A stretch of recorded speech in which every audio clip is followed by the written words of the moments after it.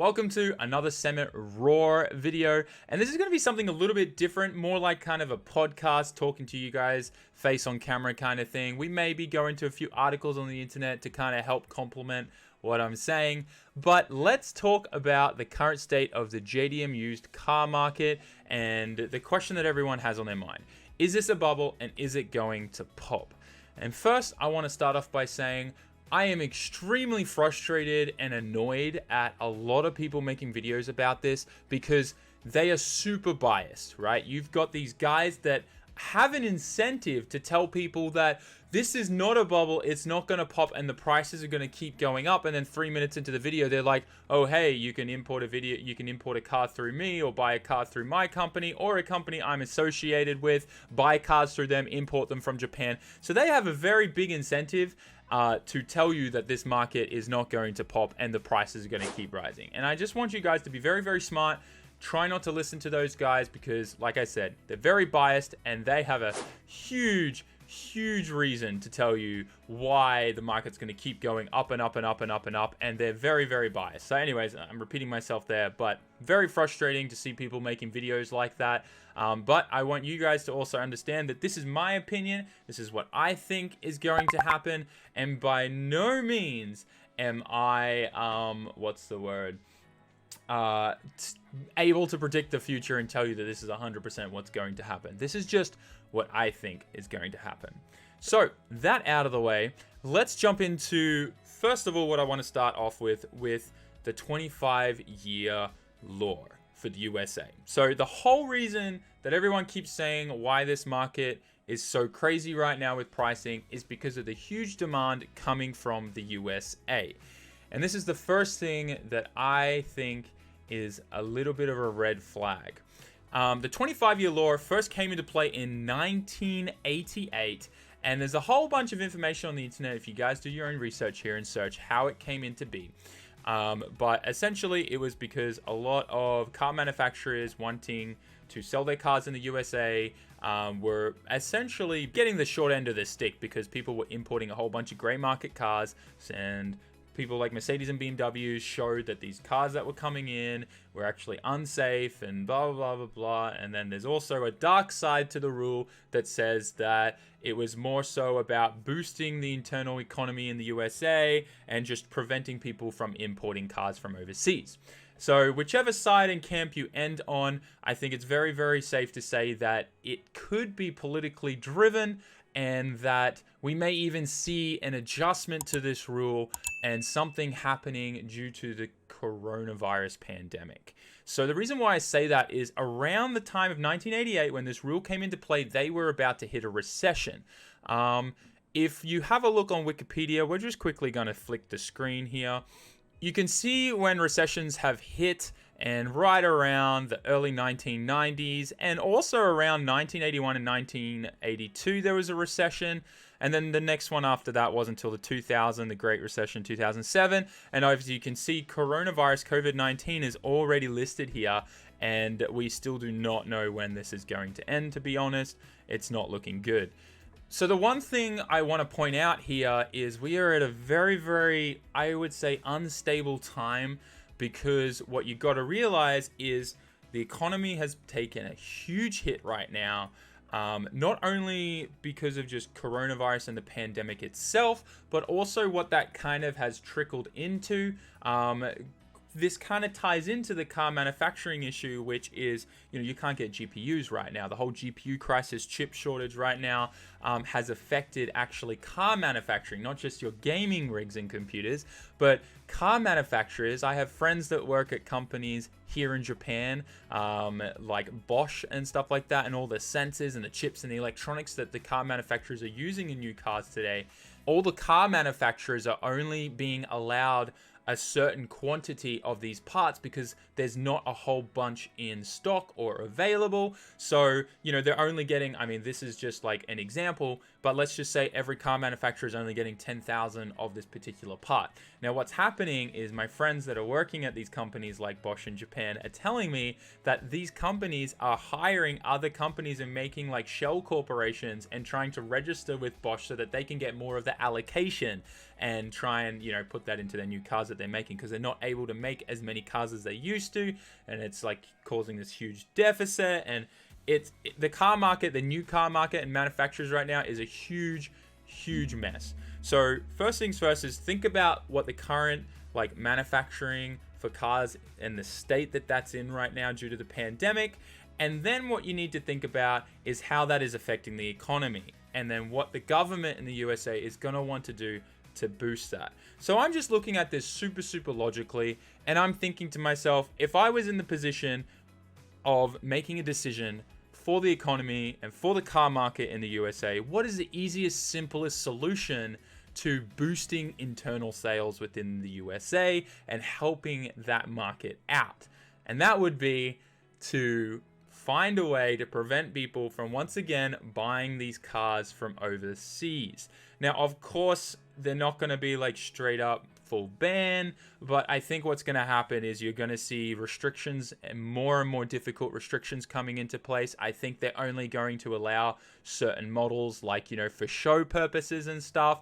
And I think we're going to see a pretty big blanket ban on a lot of cars that people are trying to buy and store in Japan to then bring over when they're legal. Example, 34 GTRs and stuff like that. I think like the NERS and V-Specs, like those very special collector editions, will always be allowed.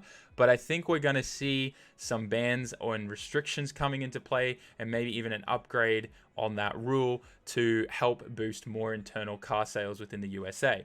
Now, that aside, this is like something that I think people need to be very wary of, is just the current state that the world is in and what could happen to the USA and that side of the market, right? So putting that aside though, which is very troubling, and it's kind of like, there's no evidence for me to kind of back that up. I just think looking at it logically, that is something that is probably going to be on the table. So that aside, the other thing that you need to think about is just in general, what has coronavirus done to the used car market? So I want to bring up an article and show you really quickly. It's not hard to do a quick search on Google and see that a lot of places are making articles about the surging pricing of the used car market globally. This is not only in the USA, Japan, Europe, Australia, but globally, people are seeing on average an increase of 13 to 15%. Some places a little bit lower, 10 to 11, 12, but globally, the used car market is going up due to the pandemic and the fact that they can't get their hands on new cars from the factories due to all the electronic and chip shortages. So keep that in mind as well. There has been an average of 10 to 15%, it seems, from these articles on the used car market. And when you're talking about a car that's worth a lot of money, 15% is a lot of money on top of that. So keep that in mind as well. So we're obviously seeing an increase in pricing there. And then the other stuff that I want to talk to you guys about is what's happening locally here in Japan and just how lucrative the auctions are here. Now, I'm not going to drop any company names whatsoever, but I have very close friends that work with and at these companies that have done this. And it's hard to say that, look, if there's money to be made, there's money to be made, and people are going to take advantage and use the system to their advantage to make money. And if you're an investor, and let's say you have 500 grand capital, if you could get that if you could turn that into $1 million in the span of just a week of one auction cycle, you would jump at it and you would probably take all your money out of the stock exchange and focus on that until the new rules and regulations come into place to prevent you from manipulating that market. Well, my friends, that is exactly what has been happening. It started off with a particular company that I know staff that work at. They bought roughly around 50 cars and they put them all back into the auction. And then the next week at the auction, when they were all listed, they set the reserve price at double what they bought them all for. And then what was happening was, because they had 50 and that was kind of the majority of all this particular Japanese kind of sought after car model, all of a sudden everyone started thinking that that was the new market price. That's what everyone thought, like, oh, people are buying this at now. and all of a sudden the cars started selling. Now, this is where it gets very interesting, because from what I understand and what people have told me that are in this scene and doing this and manipulating the market and causing inflation and all that kind of stuff. Actually, true fact, someone who works in the government in Japan, very, very high up, it was in the news recently that he is apparently under investigation by the tax office for causing inflation to do with 34 GTRs. Apparently he bought like 5 or something of them, and there's some tax evasion thing happening, but he was somehow involved in it. So it's even crazier like how deep it gets. But essentially these companies have been buying cars, and then at some point people stopped paying for them. So what they've been doing to increase it and keep it going is one company will buy them, list them in again the next week, and then another company will buy them for that price, and then they just kind of keep exchanging it to set the new price point. So it's pure market manipulation, and it's purely just these guys exchanging money. And what's really interesting though is we are seeing some people pay that kind of money for it. So what that does kind of mean is people, if they are like collectors and stuff like that, is they really want the car, they're gonna pay for it, you know what I mean, because they want to add it to their collection, and if it is actually like worth that kind of money to them. Now the thing is there's a lot more cars out there that can be sold here in Japan than people are making out to believe. I don't think the demand is as high as what people are making it seem, once again, because they have an incentive to say that it is. And yes, I know that there is a huge demand for the USA and people buying these cars, but at the end of the day, these are 30-year-old cars. No one's making parts for them anymore. The cars are falling apart. A lot of the manufacturing and the plants and the factories just didn't do proper sealing between the seams. And even though there's no rust on the outside, we've been seeing a lot of reports of guys who have cut open cars or crashed cars, and they've found a lot of rust in all these seams where, like, you know, seam welds and stuff have been falling apart in places that you can't get to or see from the outside of the car because it's hidden inside. So at the end of the day, you're kind of buying something that is falling apart. You're buying something that no one really supports or makes parts for anymore. And it's only a matter of time before people kind of realize, hang on, is my hard-earned money really worth something like that? Is it worth all the hype? So with all of this taken into perspective and what's been going on at the auctions with all this, you know, lucrative market manipulation and inflation, I think it's fair to say that this is a bubble, and I think we are going to see it pop. I think we are going to see some high prices for collector cars like NERS and V-Specs and stuff like that in the GTR range. But honestly, this market has just been getting away from itself. Like, you're seeing standard RB25 engines selling for nearly $10,000, well, trying to sell for $10,000 a pop on Yahoo auctions here. No one is buying them for that price. SR20s selling for $6,000 to $10,000. No, well, they're not selling. They're just being listed for that price. 2JZs selling for $10,000. Just engines, guys. Like, this is not... No one's going to pay that. No one is paying that. And the same with the cars. You know, people are saying, oh, it's sold for this amount. But you're talking about people that are literally just have agreements between each other and have capital to blow to try and make the general population think that this is the new price point of these cars, so that then people do buy them and they make bank on it.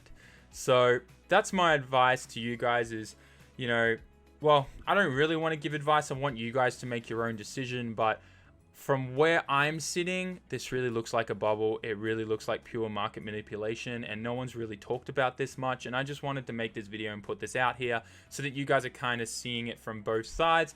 I really have nothing to gain from the market getting more expensive because, I mean, I don't really care. I mean, I would be a little bit sad if it kept getting higher and higher, but at the end of the day, I already have a lot of the dream cars and hero cars that I've wanted. Sure, it'd be great to get like a GTR or something in the future, but I mean, at this point, it's so ridiculous. It's kind of insane. So I really just think it's a bubble, and it will pop eventually, especially when rules and regulations start getting rolled out here in Japan with the auctions and the market manipulation there, and more attention's kind of getting onto it with the media, especially with that politician that got involved in it. It's kind of, yeah, I don't know. You make your own decision. And like I said, don't take this at all as fact. I want you guys to do your own research, look up all those articles I was talking to you about, do some Googling, start to connect the dots, and see where you end up and what you make on your decision. But if I was to be honest, I would be very concerned if I was putting my life savings and thinking it was an investment right now, because this market is heavily inflated and heavily manipulated, in my opinion. And it'll be very interesting to see if fines start getting rolled out once rules and regulations come into play. And yeah, it'll be interesting. I think we live in a very, very interesting time with all the laws and things that could be happening in the USA with EPA stuff as well. It's kind of just getting ridiculous, and it would be a silly time to invest in something like this, I think. Just my opinion. But anyways, guys, it's a conversation. I'd love to know your thoughts and opinions. Please let me know down in the comment section, and hopefully this market gets better and we can all afford the fun cars that we've been enjoying. Or I guess we're all going to be drifting Teslas in a few years. I don't know. Anyways, guys, thanks for watching. Hope you enjoyed. Go get yourself some Summit merch. Support the channel. And I'll see you all in the next one. Peace out. Jamata.